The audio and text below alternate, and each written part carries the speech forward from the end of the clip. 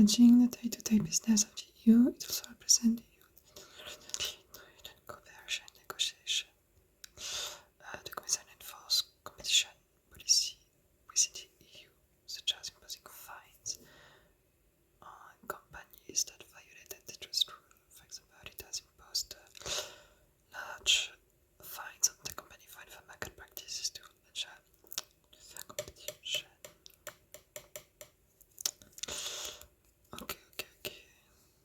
Okay, so let's see that again. The European Commission is the EU executive arm responsible for legislation, implementing decision, enforcing EU laws, and managing the day-to-day business for the EU. It also represents the EU internationally in trade and cooperation negotiation. It enforces competition policy within the EU, such as imposing fine on companies related to the company. Okay. Then next, what is the European Commission? Let's have a look at another institution within the EU. After the European Commission, we've got the European Parliament. The European Parliament is the EU legislative branch representing EU citizens. So while the other one is the executive arm, this one is more legislative branch representing EU citizens. It shares legislative power with the Council of the European Union and its authority on EU budget. Ensuring funds are allocated according to EU priorities. So the Parliament members, MEPs, are directly elected by the EU citizen every 5 years.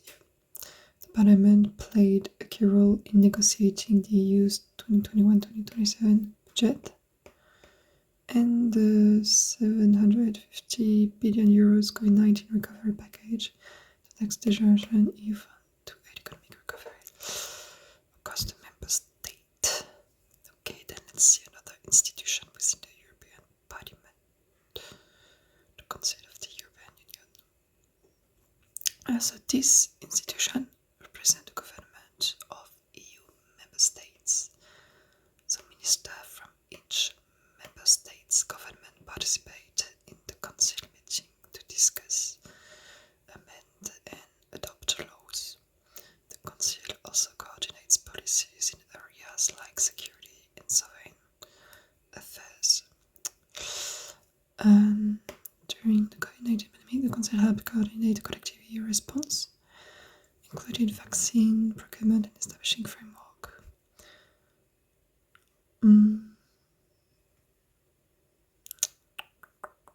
So for now, we've seen the three institutions: the EU, the European Commission, which is more executive, which proposes legislation, implement decision, and represent the EU internationally. Then we've got the European Parliament, which is more like the legislative branch.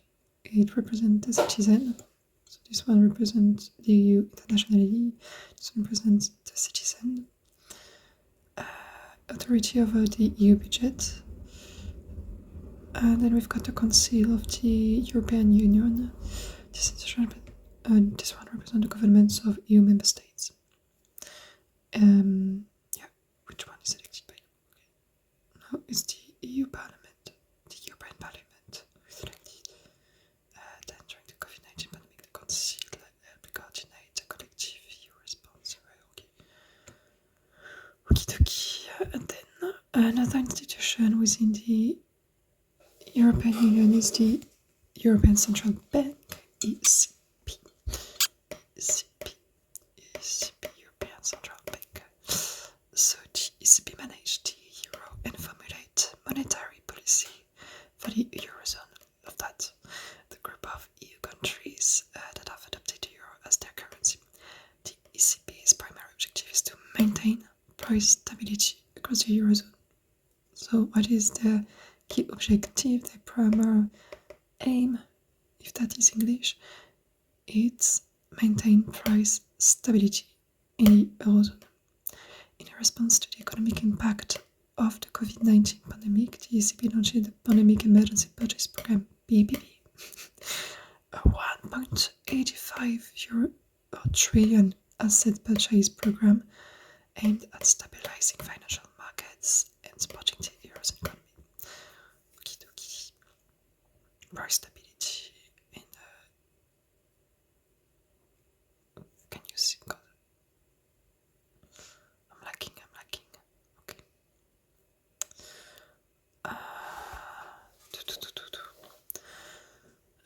Then the European Court of Auditors, which is the ECA.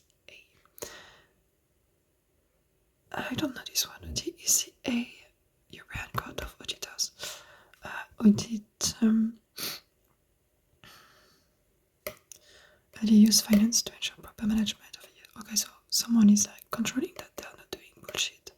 It examines how the use budget is implemented, provide recommendations for financial improvement, and publishes an annual report, so we can see if they are doing the right things or not.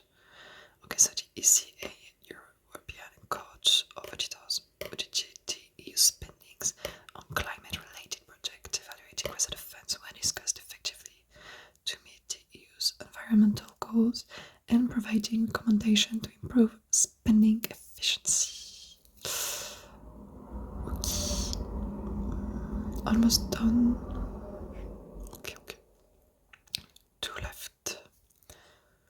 Another institution within the European Union is the European Investment Bank, EIB. EIB is the EU's investment bank and finance project in member states and partner countries that align with EU policies, particularly in infrastructure, energy, and environmental sustainability. So the EIB has been a major funder of renewable energy projects across Europe, helping the EU transition towards greener energy sources as part of its commitment to climate change mitigation. Okay, so this one is European Investment Bank. Well, everything is in the name.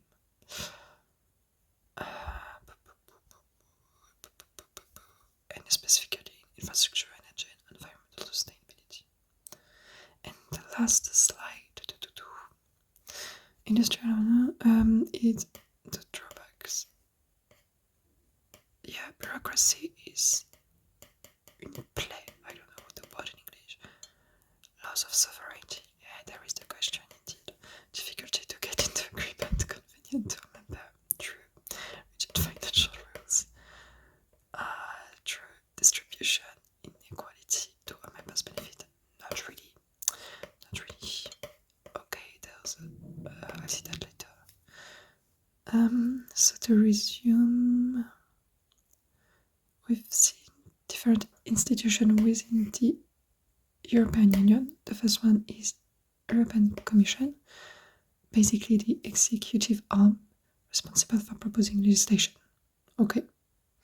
And it represents the EU internationally in trade and cooperation negotiation. So for example, it's the European Commission that will impose large fines on tech companies if they put unfair market prices.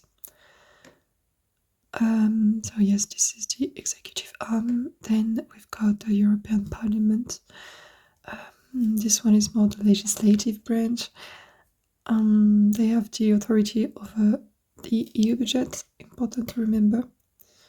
And they ensure that funds are allocated according to EU priorities. And they are elected every 5 years by EU citizens. That was the train, I'm sorry. Okie dokie. Then after the European Commission, the European Parliament, we've got the Council of European Union. Oh my god. They represent the government of EU member states. Okay, so all ministers of each member state, they do a little council meeting to discuss, amend, and adopt laws, have a little chat. The council also coordinates policies.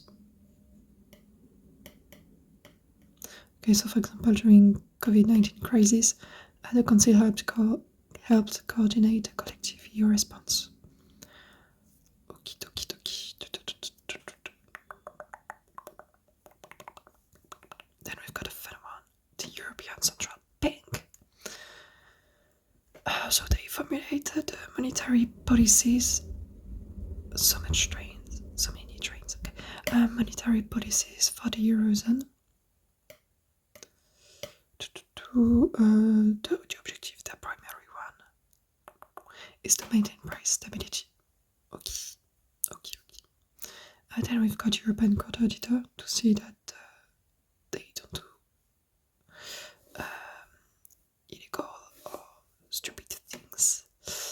To see if the budget is implemented, to see how it is implemented, if we can do some improvement and we publish it so everybody can see it and just show you transparency. The ECA audited EU spending on climate-related projects. So if it's effective, if it seems effective to attain the environmental goals, and if not, and even so, provide some recommendation.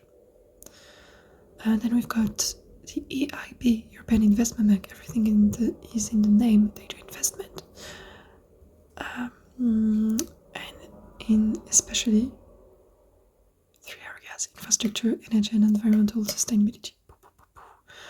Okie, so EIB, that is 1. ECA, that is 2. ECB, that is 3. Council of Ministers, that is 4. And European Parliament, that is 5. And 6 with the European Commission. So I've got 6 institutions within the European Union. Okay, that was a bit boring. That's why I did it in an ASMR video. I hope that you learned or fell asleep a bit like me right now.